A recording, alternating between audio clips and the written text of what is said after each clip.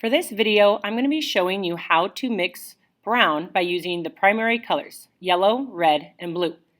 As you can see, you do not need equal amounts of each color. You need a lot more yellow than you do red or blue.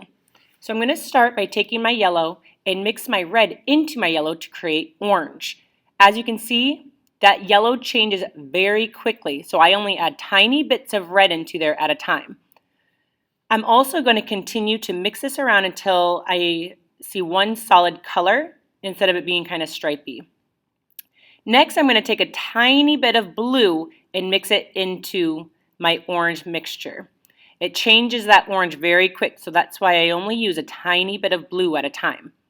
I also will start kind of rolling my paintbrush around to get all of the extra paint out of it, but staying within that kind of tiny circle instead of taking over the entire palette.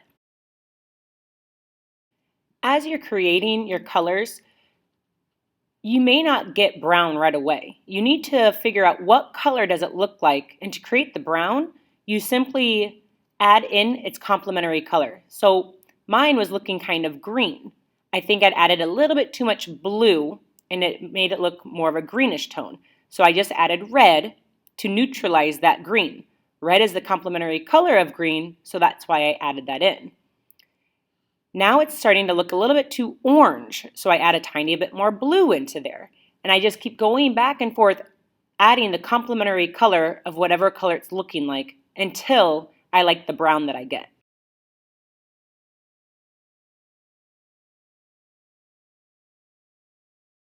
As I'm mixing my color, sometimes I like to take a practice sheet and paint on it to see what is that color actually looking like, because sometimes it looks a little bit different when there's a bunch of it all in one big pile.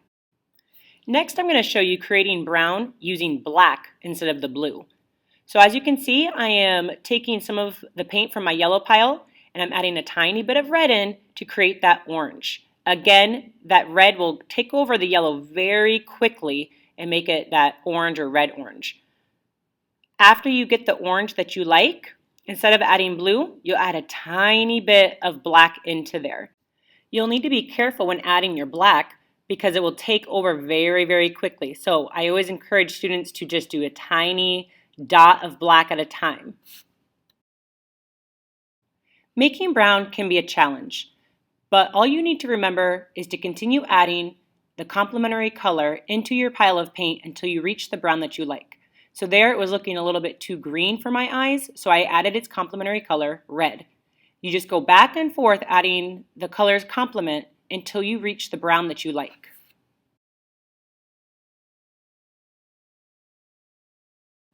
Just like with the first pile of brown, I'm going to have a test area where I'm going to see what it looks like when it's spread out versus in a pile. Sometimes it does look differently once you spread it out. Now I'm going to show you to make it lighter. So I just took a little bit of my brown and I'm adding white into it. You could add your brown into the white because that white is going to change very, very quickly. Next, I'm going to be making a dark brown by adding black into my brown. That black takes over really fast, so you need to be careful with the amount of black that you add. You can always add more black, so I would always go slowly. Next is a bonus tip with me making green.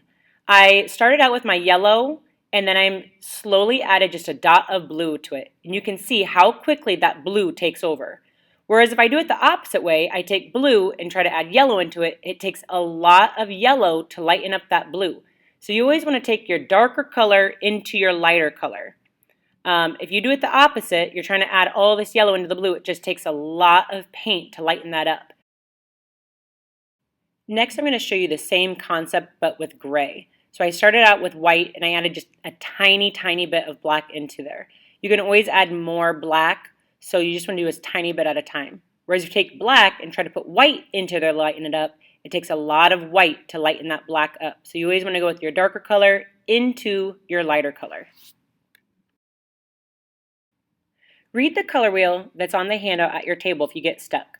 Make sure to ask questions and try not to get too frustrated. Have fun.